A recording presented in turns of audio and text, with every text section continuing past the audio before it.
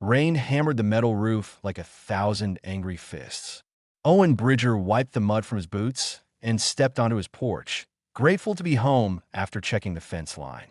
The storm had rolled in faster than the weather reports predicted, turning his small farm into a swamp within an hour. He shook water from his jacket and reached for the door handle. Something massive breathed behind him. Owen froze. His hand dropped to the rifle he kept by the door, but he did not grab it yet. Slowly, he turned around. Through the sheets of rain, he could barely make out the shape sprawled across the far end of his porch. It was huge, easily the size of a storage shed. Blue scales gleamed in the lightning flashes. Wings, torn and bleeding, lay crumpled against a body covered in deep cuts. The creature's chest rose and fell in labored breaths. A dragon. An actual dragon on his porch. Owen had seen them in documentaries about dangerous worlds. The colony warnings mentioned them as threats to livestock. Stay away, the pamphlets said. Do not approach. Report immediately to colonial security. These creatures were unpredictable, violent remnants from primitive planets that somehow survived into the space age. The dragon's eyes opened slightly. They were silver, bright, even in the darkness. They found Owen and held his gaze. There was no aggression in them, no threat, just exhaustion and pain. Owen made his decision in 3 seconds. He grabbed his medical kit from inside and a bucket of clean water. The dragon watched him approach, but did not move. Up close, the injuries looked worse. Claw marks raked across the creature's side. Burns marked the wing membranes. Something had hurt this animal badly. Easy now, Owen said quietly. He did not know if the dragon understood words, but tone usually worked with any animal. I'm going to help you, all right? Just stay still.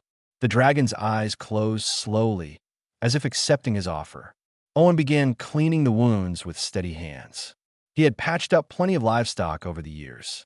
The principles were the same, even if the scale was different. He used an entire bottle of disinfectant on the deeper cuts and wrapped what he could with bandages. The dragon flinched occasionally, but never pulled away. There we go, Owen muttered, more to himself than the creature. You'll need antibiotics too, I think. He went back inside and returned with veterinary medicine. The dragon's mouth opened slightly when he approached. Owen poured the liquid in carefully. Bitter stuff, I know, but it'll help. By the time he finished, the storm had intensified. Wind howled across the fields. Lightning split the sky every few seconds. Owen looked at the dragon, then at his door. The creature was too large to fit inside, and moving it would likely cause more damage. He grabbed blankets from his closet and layered them over the dragon's body. It was not much, but it would keep some heat in. Owen pulled a chair from his kitchen and sat down beside the creature. If it took a turn for the worse during the night, he wanted to be there. Wonder what you were running from, he said aloud. The dragon's eye opened again, focusing on him. Owen found himself talking more. This is Thornwood Ridge. Human colony, pretty far from most shipping lanes. We grow grain here, mostly. Boring work, but honest. Not many visitors this far out. The dragon made a low sound, almost like a rumble. Not aggressive, more like acknowledgement. You understand me. Owen leaned forward. The dragon blinked slowly. Well, I'll be damned. You're smarter than the reports say, aren't you? The night stretched on. Owen dozed in his chair while the storm raged. Every hour, he checked the dragon's breathing and reapplied ointment to the worst wounds. The creature never complained, never snapped at him. It simply watched with those intelligent silver eyes whenever Owen moved close. Dawn came gray and wet. The storm had passed, leaving mud and broken branches everywhere. Owen stood and stretched his sore back. The dragon was still breathing steadily. Its color looked better, less pale around the edges of the scales. Morning, Owen said. He fetched fresh water and food. The dragon drank deeply but ignored the food. Not hungry yet? That's fine. Rest is what you need most anyway. A vehicle approached on the main road. Owen recognized the sound of Harry Patterson's truck. His nearest neighbor, a man who enjoyed gossip more than farming. The truck slowed as it passed Owen's property. Harry's face appeared in the window, eyes wide as he spotted the dragon. Owen waved casually, as if having a massive dragon on his porch was completely normal. Harry's truck sped up and disappeared down the road. Within an hour, Owen's communicator started buzzing with messages. He ignored them all. Looks like you're going to be famous around here, Owen told the dragon. Don't worry about it. Let them talk. You're safe on this porch until you're ready to leave. The dragon's tail moved slightly, curling closer to its body. If Owen did not know better, he would say the creature looked grateful. He settled back in his chair and picked up a book from inside. If he was going to keep watch over a wounded dragon, he might as well be comfortable about it. Midday. 3 more vehicles had slowed down to stare. Owen's communicator had 17 unread messages and 5 missed calls. He deleted them all without looking and made himself lunch. He brought an extra plate outside and set it near the dragon, just in case. The dragon watched him eat. Its breathing had improved significantly. The wounds were closing faster than Owen expected. Maybe dragons healed quicker than regular animals. That would be useful. You know, Owen said between bites, people are going to have questions. Colonial security will probably show up eventually. But I figure that's tomorrow's problem. Today, you're just a patient who needs rest. The dragon made that rumbling sound again. Owen smiled and continued eating. Whatever happened next, he had done the right thing. His mother always taught him that kindness did not need a reason. You helped those who needed it, simple as that. Did not matter if they were human, animal, or something in between. The afternoon sun broke through the clouds, warming the porch. The dragon's scales seemed to glow in the light, each one reflecting shades of blue Owen had never seen before. Beautiful, really. Dangerous too, probably, but beautiful nonetheless. Owen finished his lunch and leaned back in his chair. The dragon's eyes were closed now, breathing deep and even. Finally getting real sleep instead of the pained unconsciousness from before. Good. That meant the medicine was working, that he would deal with the questions tomorrow. Tonight, he had a patient to watch over. 3 days passed since the dragon arrived. Owen named him Blue, though he suspected the creature already had a name of its own. The wounds were healing remarkably well. Blue could stand now, even walk a few steps before tiring. The torn wing membranes showed signs of mending, though flying was still weeks away at best. Owen discovered something interesting on the second morning. He had been fixing a broken section of fence when Blue approached, moving carefully on still tender legs. The dragon watched Owen struggle with a heavy post for a moment, then reached out with one massive claw and lifted it effortlessly into place. Owen stared at the dragon, then at the perfectly positioned post. Well, that's handy, he said. Blue made a sound that might have been amusement. From that point forward, they worked together. Blue could not do delicate tasks, but anything requiring strength became easy. A fallen tree that would have taken Owen days to clear, Blue dragged it to the side in minutes. Rocks that needed moving for the new irrigation channel, Blue placed them exactly where Owen pointed. The dragon seemed to understand instructions after hearing them just once. The colonial authorities finally showed up on the 4th day. 2 security officers in a ground vehicle, looking nervous as they approached the porch where Blue lay resting. Owen met them at the property line with his arms crossed. Mr. Bridger, the taller officer said. His name, Tag, Red Stevens. We need to talk about the creature you're harboring. Blue isn't being harbored, Owen replied. He's recovering from injuries. Big difference. It's a dragon, sir. They're classified as dangerous wildlife. Protocol requires removal or elimination. Blue hasn't hurt anyone. In fact, he's been helping around the farm. Seems pretty peaceful to me. Officer Stevens glanced at his partner nervously. Blue had raised his head and was watching the conversation with interest. Sir, we have regulations. Dragons are unpredictable. It could turn violent at any moment. So could my neighbor's dog, but nobody's demanding I shoot it. Owen kept his voice level but firm. Blue stays until he's healed enough to leave on his own. That's final. The officers left without pushing further, but Owen knew they would be back. News traveled fast in small colonies. By evening, his communicator was flooded with messages again. Half the colony thought he was insane. The other half was curious about the dragon that apparently did farm work. Harry Patterson drove by twice that week, slowing down each time gawk. On his second pass, Owen waved him over. Want to meet Blue properly? Owen called out. Harry hesitated but pulled into the driveway. He stayed in his truck until Owen walked over. that thing really safe? Come see for yourself." Reluctantly, Harry followed Owen to the porch. Blue watched the new human approach, but did not move from his resting spot. Owen gestured to the dragon. "Blue, this is Harry." "Harry, Blue." Blue inclined his head slightly, a gesture so deliberately polite that Harry laughed nervously. "I'll be damned. It's like he knows what we're saying." "I think he does," Owen said. He had been thinking about this for days. The way Blue responded to complex instructions, the problem-solving abilities, the clear understanding in those silver eyes. This was not just an intelligent animal. This was something more. Harry reached out slowly and touched one of Blue's scales. The dragon remained perfectly still, allowing the contact. "Warm," Harry said, surprised. "I thought reptiles were cold-blooded." Blue's full of surprises. Word spread after Harry's visit. A few more neighbors stopped by, their fear gradually replaced by curiosity. Blue tolerated the attention with patience, though Owen could tell the dragon preferred quieter moments. In the evenings, after the visitors left, Blue and Owen would sit on the porch together. Owen would talk about his life, his work, the reason he chose farming on a distant colony. Blue would listen, occasionally making soft sounds that felt like responses. On the seventh day, something changed. Owen woke to find Blue standing in the yard, staring at the sky. The dragon's posture was tense, alert.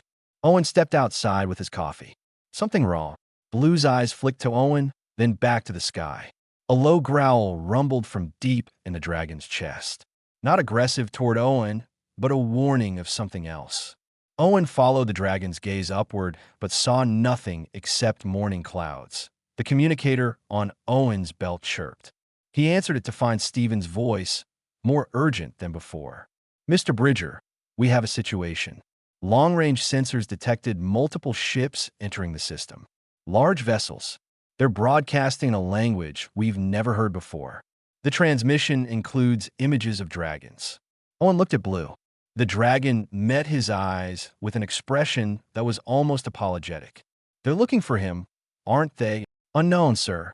But the fleet is heading toward Thornwood Ridge. Colonial government wants all civilians to shelter in place, and they want you to secure that dragon immediately." "I'm not putting Blue in a cage. Sir, if those ships are hostile, then we'll deal with it when they arrive.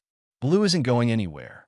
Owen disconnected the call before Stevens could argue further. Blue had not moved. The dragon continued watching the sky, waiting for something. Owen set his coffee down and stood beside the massive creature. Whatever was coming, they would face it together. "Friends of yours?" Owen asked quietly. Blue made a complex sound, part growl, part something else. If Owen had a guess, he would say it meant something like complicated. The day passed slowly. Owen tried to work, but his eyes kept drifting to the sky. Blue remained vigilant, barely eating or resting. As afternoon turned to evening, Colonial emergency broadcasts began instructing all residents to stay indoors. The alien fleet had reached orbit and was holding position above the settlement. That Owen's communicator buzzed constantly with evacuation orders and warnings. He ignored them all. Blue had moved back to the porch, settling into a defensive posture. Not threatening, but ready. Owen grabbed his rifle from inside, knowing it would be useless against spaceships, but feeling better armed nonetheless. "You know," Owen said, settling into his chair beside Blue, "I've had quieter weeks." Blue made that amused sound again. Despite the tension, despite the massive alien fleet overhead, the dragon seemed calmer now, as if Owen's presence provided some comfort. Owen felt the same way about Blue. Strange how quickly you could bond with someone, human or otherwise, when circumstances demanded trust. Lights appeared in the sky as the sun set. Not stars, but something else. Shapes descended through the atmosphere, glowing with re-entry heat. They were coming down fast, heading directly for Owen's farm. Blue stood, spreading his damaged wings as far as they could go. The gesture was protective, placing himself between Owen and the incoming ships. Owen chambered a round in his rifle, more out of habit than any real hope it would matter. "Well," he said calmly, "here we go." The ships landed in his fields, crushing unharvested grain beneath their bulk. They were sleek vessels scaled like blue but metallic, clearly built for war. Hatches opened, and figures emerged. More dragons.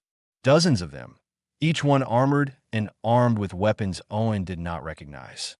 They surrounded the porch in a wide circle, their eyes locked on Blue. One stepped forward, larger than the rest, wearing elaborate armor that marked him as a leader. The dragon spoke in a language of clicks and growls. Blue responded in the same tongue, his voice weaker but no less authoritative.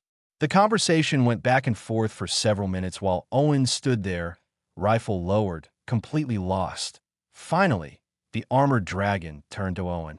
When it spoke, the words came through a translator device on its collar. The voice was deep and rumbling, filled with barely contained anger. "Human, you have our commander. Release him now, or your colony burns." Owen kept his rifle pointed at the ground, but his fingers stayed near the trigger. Surrounded by armed dragons with a fleet overhead threatening his entire colony, he forced himself to stay calm. Blue remained between him and the armored dragon, wings still spread despite the obvious pain it caused. "Release," Owen said, finding his voice. "Blue isn't my prisoner. He's been recovering here. He can leave whenever he wants." The armored dragon's eyes narrowed. "Our commander does not visit human colonies. He does not stay on primitive farms. You're holding him here somehow. Release him now. Your commander." Owen looked at Blue. The dragon met his gaze with those silver eyes, and Owen understood. Blue was not just intelligent. Blue was their leader. "He showed up wounded on my porch during a storm. I helped him. That's all." Lies. Humans do not help dragons. Humans fear us or try to exploit us. Blue made a sharp sound, silencing the armored dragon. The two had another exchange in their clicking language. The armored one's posture shifted from aggressive to confused. Blue kept talking, gesturing toward Owen with one claw, then toward the house and farm, explaining something. The other dragons listened, their weapons lowering slightly. Finally, the armored dragon turned back to Owen. "Commander Dreven says you gave him shelter, medicine, food, asked for nothing in return." "That's right." "Why?" Owen shrugged. "He was hurt, needed help. What kind of person would I be if I just left him there?" The question seemed to confuse the dragon more than threaten him. "You did not know who he was?" "Not until about 30 seconds ago." Dreven spoke again, his tone firm and commanding despite his weakened state. The armored dragon straightened to attention. Whatever Dreven said, it was clearly in order. The other dragons began backing away slowly, creating more space around the porch. "Commander Dreven wishes to remain here until fully healed," the translator announced, though the dragon speaking sounded extremely unhappy about it. "He says you're to be protected, not threatened. Any dragon who harms you or this colony will answer to him personally." Owen processed that information. "He wants to stay, even though you're here to pick him up?" "Apparently." The dragon sounded bitter. "I am General Torvin, leader of the Skyward Covenant military. I have spent 7 days searching every world in this sector for our commander, and I find him on a human porch being fed soup. It was stew, actually," Owen corrected. "Better for healing." Torvin's eyes flashed with annoyance, but he held his tongue. Dreven made another sound, something that might have been dragon laughter. Several of the other dragons shifted uncomfortably, clearly unsure how to handle this situation. "The fleet will remain in orbit," Torvin declared. "I will station guard around this property for the commander's protection." "No need," Owen said.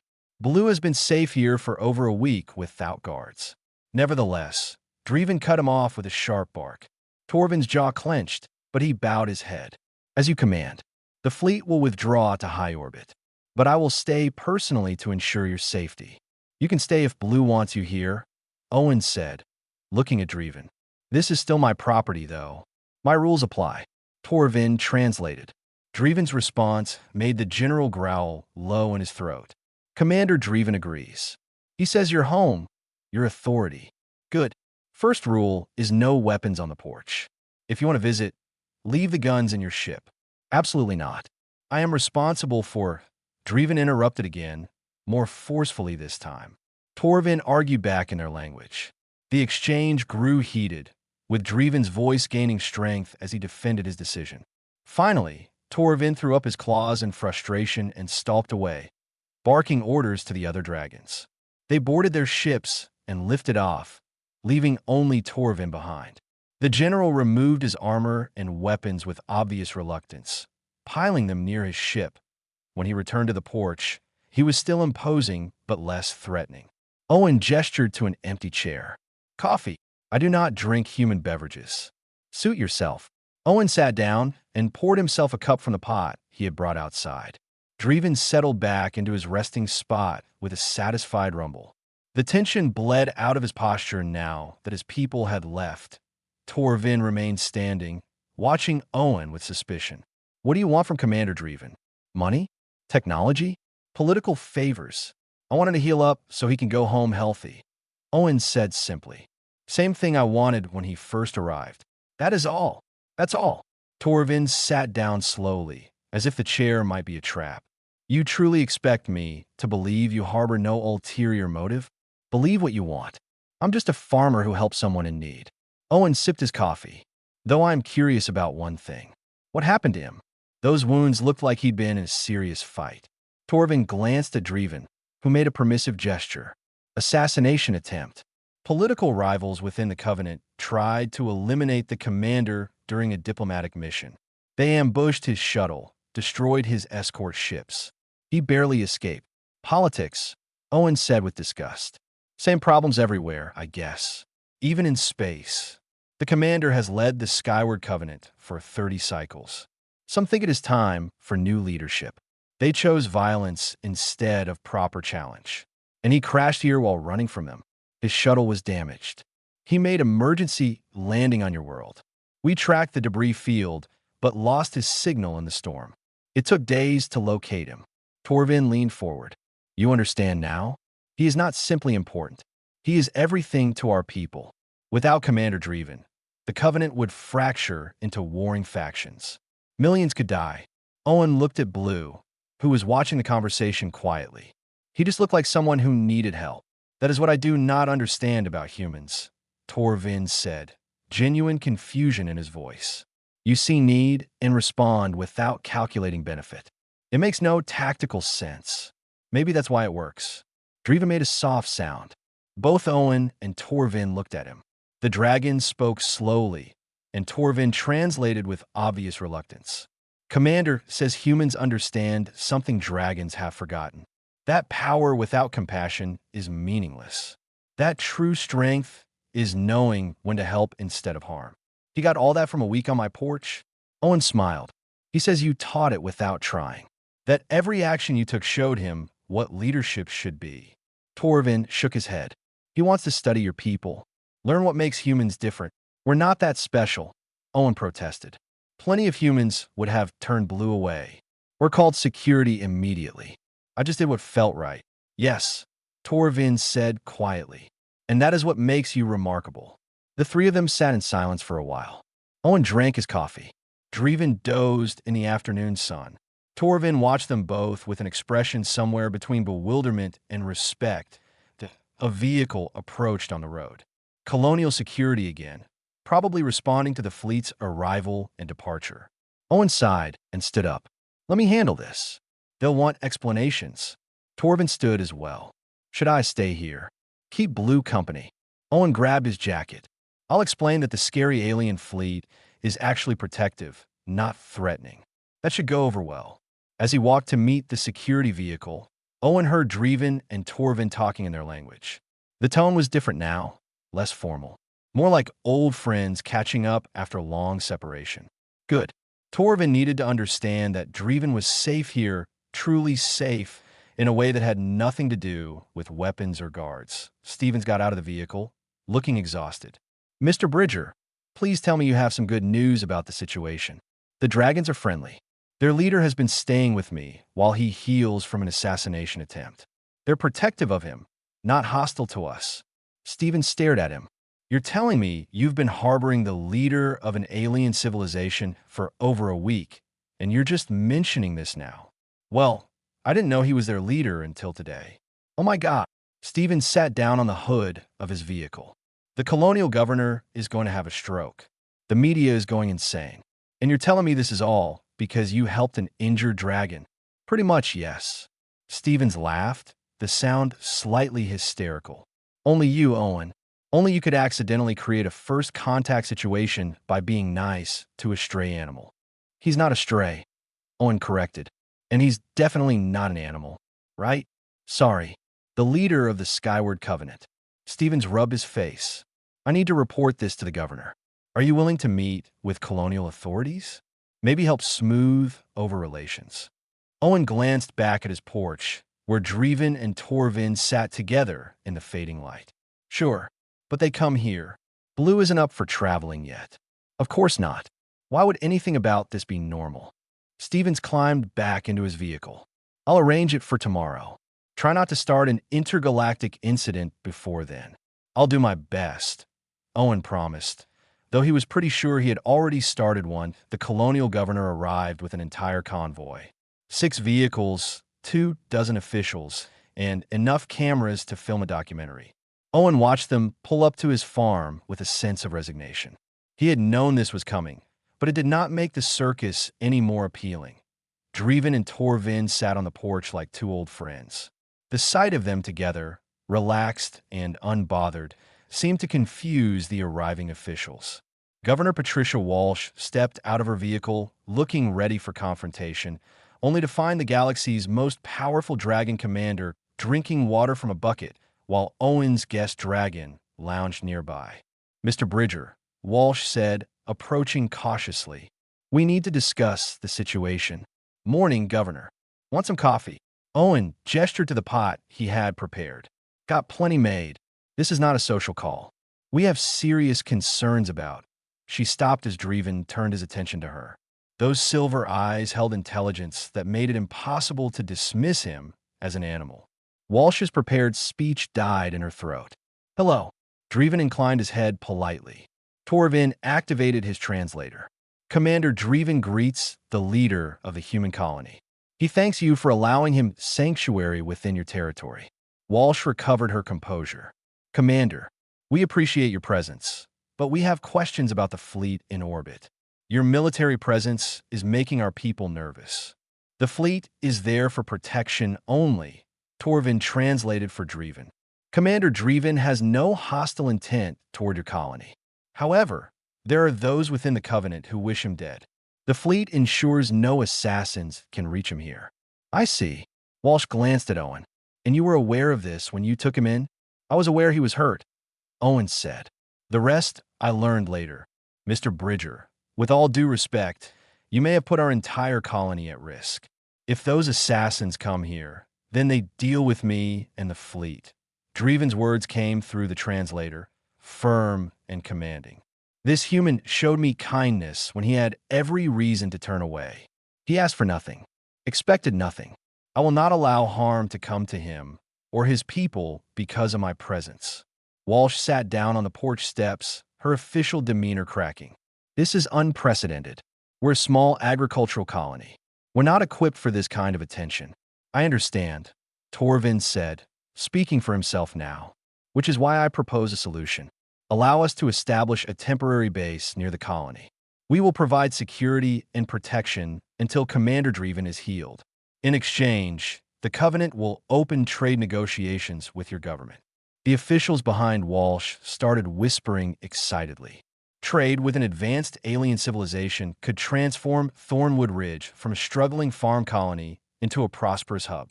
Walsh's eyes narrowed. What kind of trade? Technology exchange, medical advances, agricultural improvements. The Covenant has resources your people could benefit from. Torvin looked at Dreven, who made an approving sound.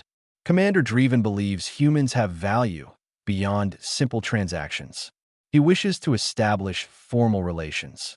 Because Owen helped him. Walsh sounded skeptical. Because Owen helped him without knowing who he was, Torvin corrected. Because when presented with danger, your colonists chose compassion. That suggests humanity possesses qualities worth engaging with. Owen felt uncomfortable being the subject of so much attention. I just did what anyone should do. But they would not. Dreven's translated words were soft. We have contacted hundreds of species across the galaxy. All saw us as threats resources or obstacles. None saw us as people who might need help. Your human did. Walsh studied Owen for a long moment. You've put us in an interesting position, Mr. Bridger. The publicity alone will change everything here. We'll have media from across human space wanting interviews. Diplomats. Scientists. This farm will become famous.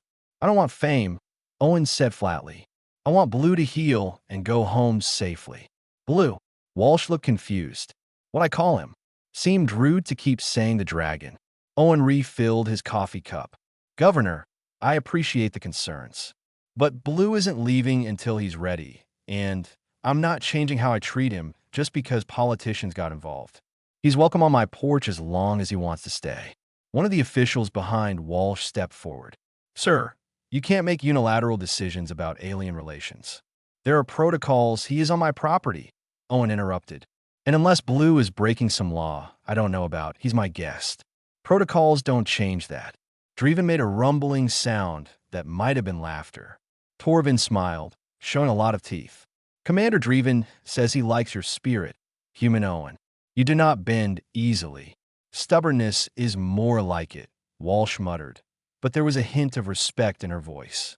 Fine. Commander Dreven may remain here during his recovery, but I'm assigning a liaison to coordinate between our government and your fleet, General Torvin.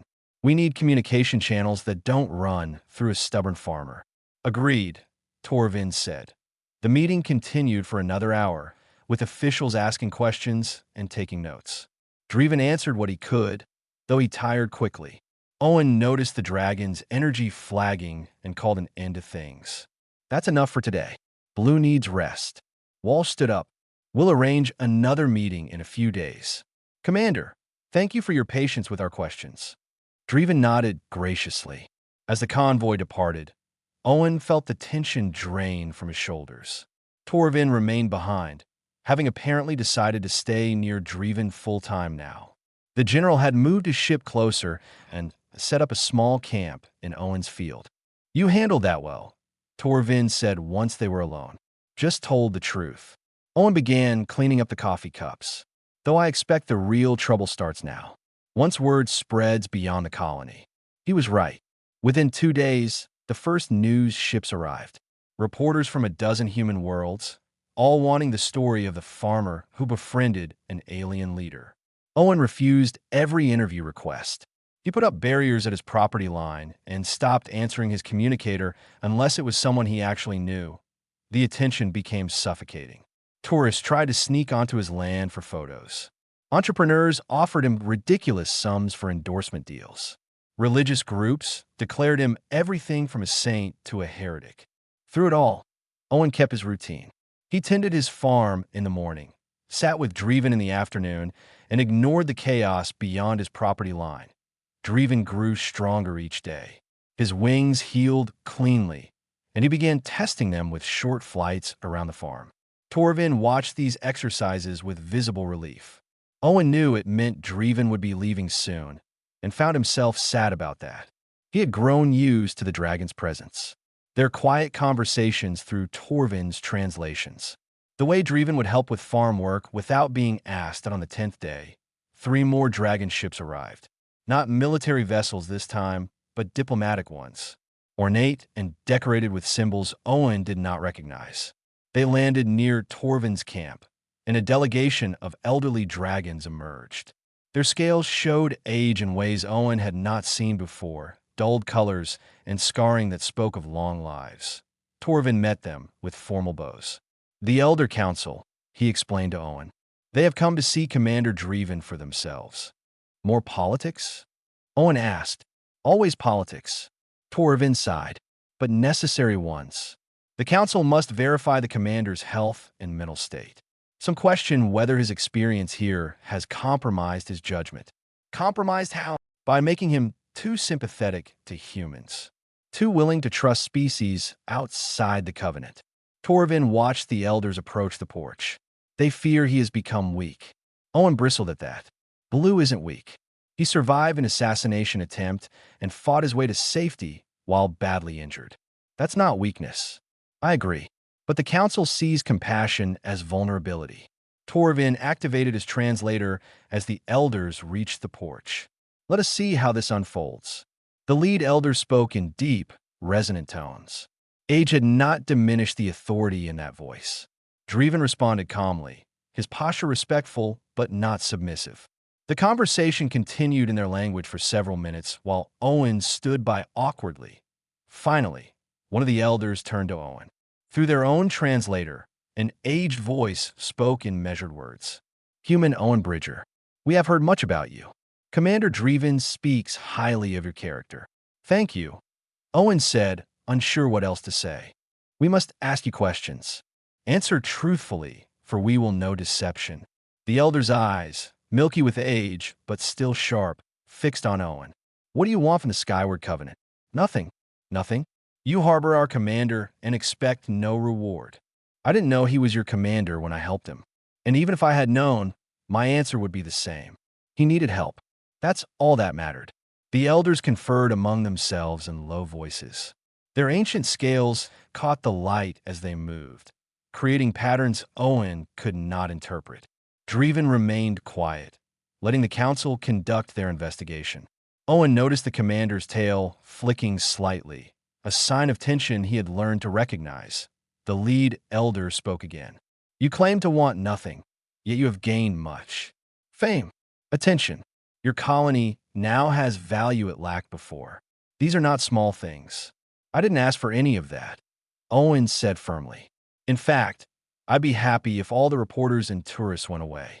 They're trampling my crops and bothering my neighbors. Another elder, this one with pale gold scales, stepped forward. Perhaps you seek future favors. A debt the commander will owe you. Blue doesn't owe me anything. Friends help each other without keeping score. Friends. The word seemed to surprise them. The elders exchanged glances. You consider Commander Dreven a friend? Yes. Owen looked at Dreven. He's been good company. Helps with the work. Doesn't complain about my cooking. That's friendship where I come from. Dreven made a sound, soft and warm. The elders noticed, their expressions shifting to something Owen could not read. The lead elder spoke directly to Dreven in their language. The conversation that followed was lengthy, with Dreven responding at length to each question. His tone grew more passionate as he spoke, gesturing toward Owen and the farm. Torvin leaned close to Owen and whispered a rough translation. The commander is defending you. He tells them you represent what the Covenant has lost over centuries of isolation. That humans still understand the simple truth that helping others is its own reward. I'm not that special, Owen muttered. To them, you are revolutionary. The debate continued for nearly an hour. Owen fetched water for everyone and tried to stay out of the way. The elders were clearly divided on something, their voices rising and falling with emotion. Finally, the lead elder raised a claw, demanding silence. He turned to Owen with an expression that might have been respect. Human Owen Bridger, the council has reached a decision. Commander Dreven will return with us to the Covenant in 3 days, once we are satisfied with his recovery. However, he has made a request we cannot ignore. What request? Owen asked. He wishes to establish you as the first human ambassador to the Skyward Covenant, to create a permanent bond between our people, with your farm as the symbolic heart of that relationship. Owen blinked. I'm sorry, what? You would retain ownership of your land, the elder continued, but it would also serve as neutral ground for meetings between humans and dragons. A place where both species can learn from each other. I'm a farmer, not a diplomat. Commander Dreven believes that is exactly why you are qualified. The elder's tone softened slightly. You showed him that power is not the only measure of worth. That simple decency transcends species. He wants others to learn this lesson. Owen looked at Dreven, who watched him with those silver eyes. The dragon made a questioning sound, clearly asking Owen to consider the offer. Torvin translated the full weight of what Dreven was saying. The commander knows this is a burden. He knows you value your quiet life, but he believes you can teach both our species something important, that you can bridge the gap between us in ways politicians and generals cannot. What about my farm? My work? We would provide resources to help, the pale gold elder said. Your crops would still grow. Your life would continue. But you would also host visitors, facilitate conversations, show others what you showed the commander. Owen sat down heavily on his porch steps. This was not what he had signed up for when he helped a wounded dragon. He had just wanted to do the right thing, to help someone in need. Now, they wanted him to become a symbol, a bridge between civilizations. But looking at Dreven, seeing the hope in the dragon's expression, Owen realized something. This mattered to him, not the politics or the prestige, but the simple fact that he had made a difference to someone who carried the weight of entire worlds on his shoulders. If Dreven thought Owen could help others understand what they had learned together, maybe it was worth trying. I have conditions, Owen said finally. The elders waited. I stay in control of my property.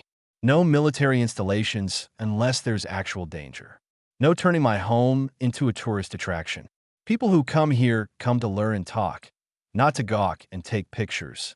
Agreed, the lead elder said. And Blue can visit whenever he wants. No formal appointments or scheduling.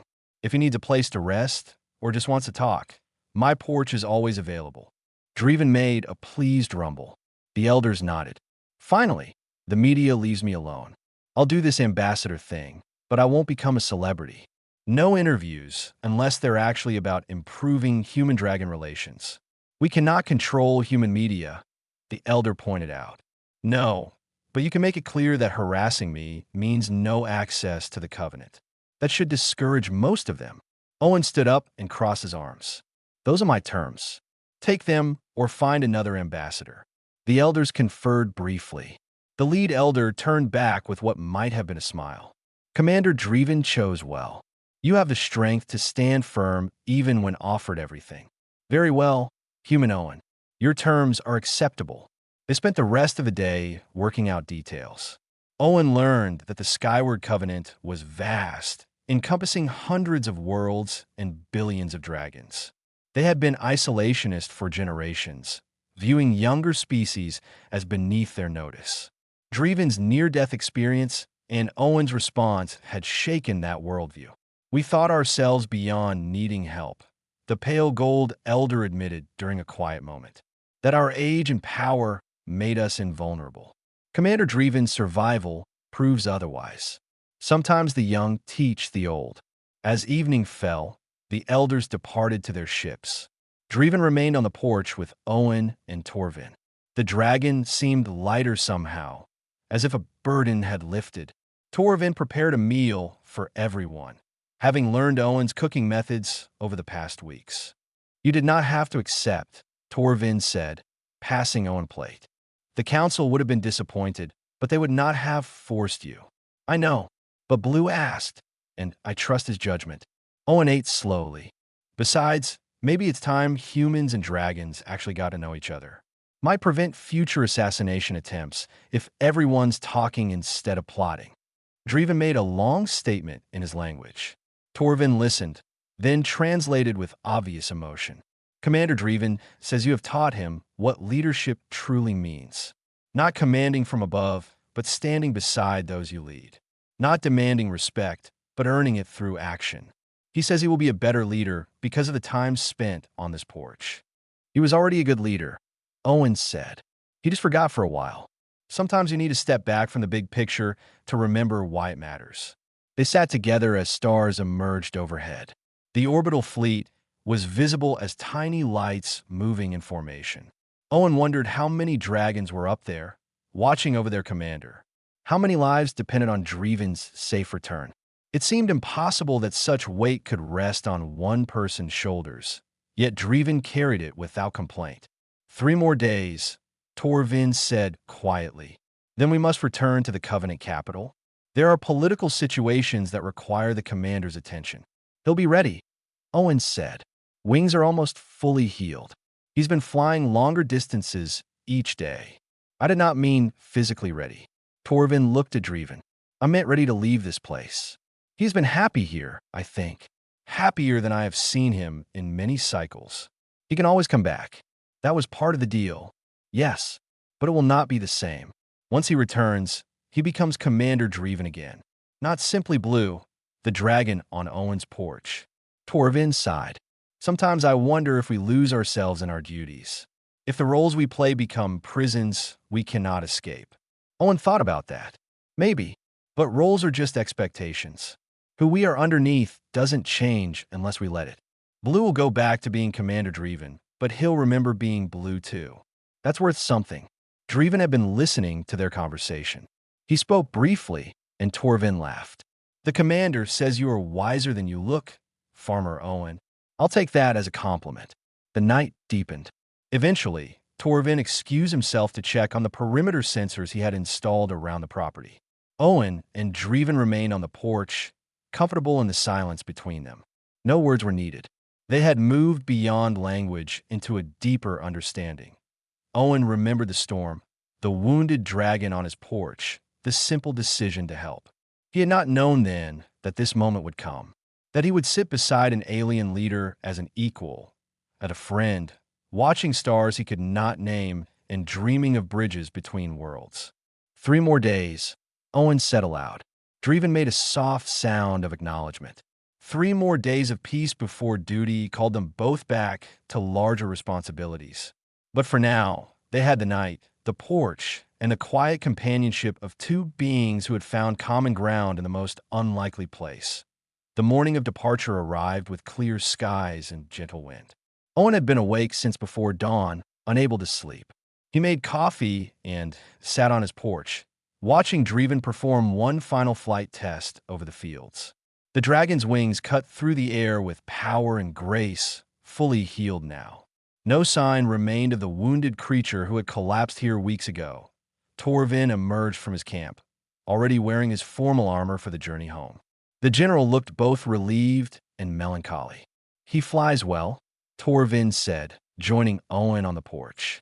Better than before the injury, perhaps. Good food and rest will do that, Owen replied. He did not mention the tightness in his chest, watching Dreven prepare to leave. It was foolish to feel sad. They had both known this day would come. Dreven belonged with his people, leading the Covenant. Owen's life was here, on this farm, now with the added responsibility of being an ambassador. Dreven landed gracefully in front of the porch. He folded his wings and approached, moving with the confidence of someone fully restored. His silver eyes found Owen's, and a moment of understanding passed between them. No words needed, just acknowledgement of what they had shared. The Elder Council's ships descended from orbit, landing in formation near Torvin's vessel. This time, they brought an honor guard, dozens of dragons and ceremonial armor. The display was meant to show respect for Dreven's recovery and recognition of Owen's new role. It felt excessive to Owen, but he understood the symbolism mattered to the dragons. The elders disembarked and approached. The lead elder bowed to Dreven first, then to Owen. Human Owen Bridger, today begins a new chapter between our peoples. The Skyward Covenant officially recognizes you as ambassador of First Contact. Your words will carry weight in our councils. Your wisdom will guide our understanding of humanity. I'm still just a farmer, Owen said. Don't expect miracles. You have already provided one, the pale gold elder said. You reminded us that kindness exists beyond our borders. That is miracle enough. They presented Owen with a formal treaty document, ornately decorated with symbols from both human and dragon cultures. Governor Walsh arrived to witness the signing, bringing her own officials and enough cameras to document everything. Owen signed where indicated, feeling the weight of history in each stroke of the pen. Walsh signed next, representing the colonial government and by extension humanity's interests. Mr. Bridger, you've done something remarkable here. Our people will remember this day. Let's hope they remember the right parts. Owen said, the helping, not the politics. Dreven stepped forward and silence fell over the gathering. When he spoke, his voice carried authority that made even the ancient elders straighten. Torvin translated his voice proud. I am Commander Dreven, High Leader of the Skyward Covenant. For 30 cycles, I have led my people through war and peace, expansion and consolidation. I believed leadership meant strength, control, the ability to command and be obeyed without question. He paused, looking directly at Owen. This human taught me otherwise. He showed me that true strength is knowing when to be gentle. That real power comes from lifting others up, not standing above them. He asked nothing of me except that I heal and be well. In a galaxy of transactions and negotiations, he offered simple compassion. The translation caught in Torvin's throat slightly. He cleared it and continued. Therefore, I declare this place sacred ground to the Skyward Covenant. This farm, this porch, this human who sheltered me. Let be known that any who harm Owen Bridger harm me personally. Any who threaten this place threaten all of us. And let it also be known that the doors of the Covenant are open to humanity, so that others may learn what I learned here. The assembled dragons raised their voices in a harmonic sound that vibrated through Owen's chest. A song of agreement, Torvin explained quietly. The highest honor they could give. Dreven approached Owen one last time. He lowered his massive head until they were eye to eye. Owen reached out and placed his hand on the dragon's snout, feeling the warmth of living scales beneath his palm. Thank you, Blue, Owen said softly, for trusting me, for being my friend. Dreven made a sound, gentle and filled with emotion. No translation needed. Owen understood. The farewell ceremony took another hour. Officials gave speeches. Treaties were formalized. Plans were made for the first diplomatic exchange visits.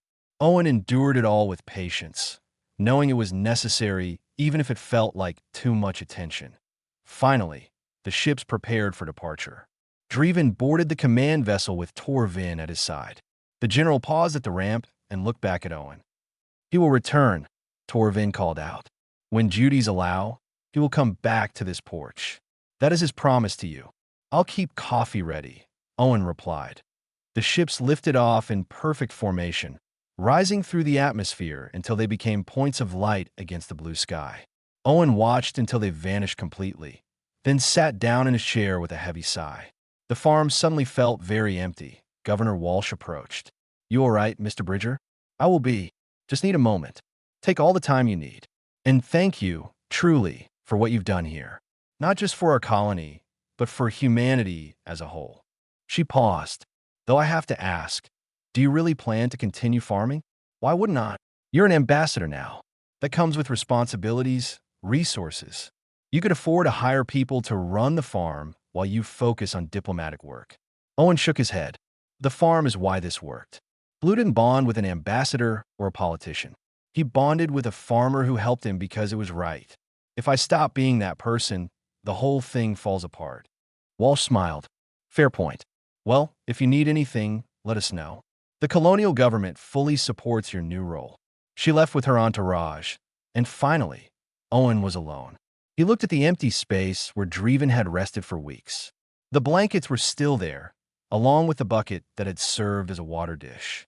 Small reminders of an extraordinary time. Owen spent the afternoon working his fields, finding comfort in familiar tasks. The crops needed tending regardless of interstellar politics. Life continued its steady rhythm. As the sun began setting, he heard an unfamiliar sound overhead of a small dragon, barely larger than a horse, circled his farm nervously. Its scales were deep green with hints of copper. Young, Owen guessed from the uncertain flying pattern. The dragon landed awkwardly near his porch, clearly exhausted. Owen approached slowly. You look like you've had a rough day. The young dragon's eyes were gold and filled with fear. It wore a translator collar, though the device looked damaged. Static-filled words emerged. Please help. Lost. Hurt. Owen saw burns along the dragon's wings, fresh injuries for what looked like weapons fire. Another one running from something. Another one who needed shelter. Easy now, Owen said, using the same gentle tone he had with Dreven. You're safe here. Let me see those wounds. The young dragon's eyes widened in surprise, as if it had not expected a human to offer help. Owen smiled and fetched his medical supplies. Some things never changed. There would always be someone who needed help, and Owen would always be the kind of person who provided it. As he cleaned the dragon's wounds, Owen heard vehicles approaching. News of the young dragon's arrival had already spread. More attention, more complications. But looking at the grateful expression in those gold eyes, Owen knew he would handle it the same way he handled everything else, with patience, kindness, and a firm belief that doing the right thing was its own reward. The young dragon relaxed under his care, tension draining from its body. Owen worked steadily, already planning what supplies he would need, how long recovery might take. His porch had become a sanctuary for wounded dragons. That was fine with him. Let them come. Let them learn that humans could be trusted, that compassion existed in the galaxy beyond politics and power. Somewhere above, traveling toward distant stars, Dreven would hear about this. Owen imagined the commander smiling, pleased that his friend had not changed despite everything, that the farmer who had helped him without knowing who he was would help another dragon the same way. The sun set, painting the sky in shades of orange and purple. Owen settled into his chair beside the young dragon, who had fallen into exhausted sleep. Tomorrow would bring questions, complications, maybe even danger if whoever had hurt this dragon came looking. But tonight, there was just a porch, a sleeping dragon, and a man who understood that true strength came not from avoiding difficulty, but from facing it with an open heart. Owen looked up at the stars, at the vast darkness where Dreven's fleet traveled. "Take care of yourself, Blue," he said quietly, "and come back when you can. There's always room on this porch for a friend." The young dragon stirred in its sleep, moving closer to Owen's chair. He reached out and rested his hand on its scales, offering the same wordless comfort he had given Dreven. Some things transcended species, language, even the vast distances between stars. Kindness was universal. Compassion knew no boundaries. And on a small farm on Thornwood Ridge, under an alien sky filled with possibilities, Owen Bridger had proven that the simplest truths were often the most powerful. He had sheltered the sky's greatest leader. But more importantly, he had shown that greatness could be found in anyone willing to help someone in need. That lesson would echo across the galaxy, changing how species saw each other, opening doors that had been closed for generations. All because one human had looked at a wounded dragon and seen not a threat or an opportunity, but simply someone who needed help. And in helping, he had changed everything. Owen smiled and closed his eyes, content despite the complexities his life had become. Tomorrow he would deal with the young dragon's recovery. Tonight, he would rest, knowing he had done what his mother taught him long ago, that he had been kind when kindness was needed, and that, more than treaties or politics or fame, was what truly mattered. The stars wheeled overhead, silent witnesses to the small farm where bridges between worlds were built one act of compassion at a time. And on the porch where a great leader had once found shelter, another dragon slept safely, cared for by a human who understood that everyone, no matter how powerful or how humble, deserved to be treated with dignity and grace. The galaxy would never be quite the same. And it all started with a storm, a wounded dragon, and a man who chose kindness over fear. That was legacy enough for any life.